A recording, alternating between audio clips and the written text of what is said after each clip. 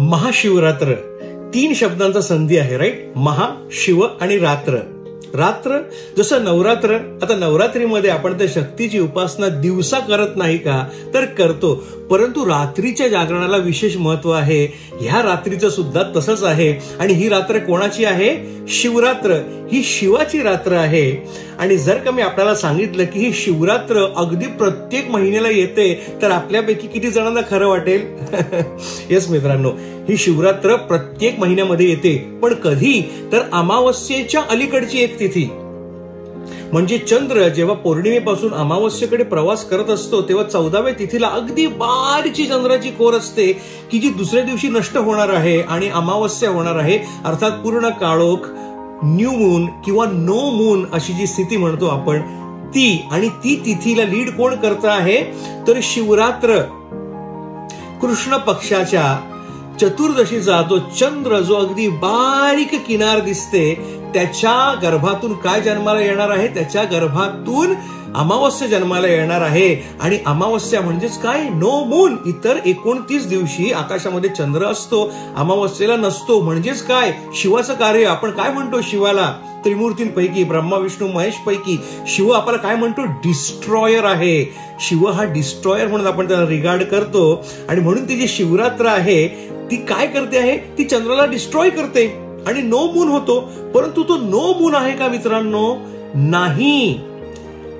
Is Shivratri destroying the moon? Yes and no, because it is not a destruction, it is a beginning, it is a new beginning.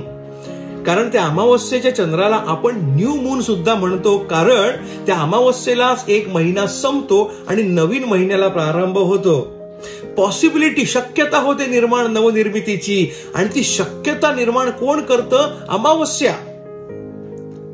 म्हणजेच शिव काय करतो? जरी तो संहार करता दृश्य स्वरूपात दिसत असला, तरी तो रूपांतरण करण्याचं कार्य करतो आहे, तो ट्रान्सफॉर्म करण्याचं कार्य करतो आहे. आणि हेन्स शिव इज द आदी ट्रान्सफॉर्मर. आपण बघितलेलं आहे शाळेमध्ये, ऊर्जा निर्माणही करता येत नाही, नष्टही करता येत नाही. तिचं फक्त एका फॉर्म मधून दुसऱ्या फॉर्म मध्ये रूपांतरण करता येतं. आणि हे रूपांतरण करण्याचं काम, ही जी शक्ती आहे मित्रांनो, ती शिवशक्ती आहे. आणि ही शिवशक्ती आपल्या जीवनामध्ये जर बदल घडवून आणायचा असेल, तर आजच्या दिवसासारखा, अर्थात महाशिवरात्री सारखा दुसरा मुहूर्त नाही. पण आपण आता म्हणू शिवरात्र तर प्रत्येक महिन्यामध्ये येते. मग महाशिवरात्र कधी येते? तर माघ महिन्याची जी कृष्ण चतुर्दशी, ती महाशिवरात्री. आणि या दिवशी त्या भोळा सांब जो आहे तो माझ्यावरती प्रसन्न होण्याकरता स्वतःच आतुर झालेला असतो. मग मी रात्रीची उपासना करो का दिवसाची उपासना करो, त्या शिवलिंगावरती, त्या पिंडीवरती मी अत्यंत भक्तिभावाने नुसतं एक बेलपत्र जरी अर्पण केलं, दुधाने अभिषेक केला, ओम नमः शिवाय, महामृत्युंजय मंत्र किंवा रुद्रपाठ जरी केला, तरी हा शिव जो आहे तो मला भरभरून आशीर्वाद देणार आहे. कशा करता? माझ्या जीवनामध्ये ट्रान्सफॉर्मेशन घडवून आणण्याकरता. सो ज्या ज्या लोकांनी 1 जानेवारी मिस केलेला आहे आपल्या जीवनामध्ये काहीतरी नवीन रिझॉल्युशन आणण्याकरता, त्यांच्याकरता दिस इज अ रिवायवल. ही दुसरी आणि त्याच्याही पेक्षा मोठी संधी आहे. कारण आजच्या ह्या तिथीचं महत्वच काय आहे? To transform. So let us pray to Lord Shiva की तो आपल्या जीवनामध्ये उचित बदल घडवून आणो, अशी या शिवाच्या चरणी प्रार्थना करतो.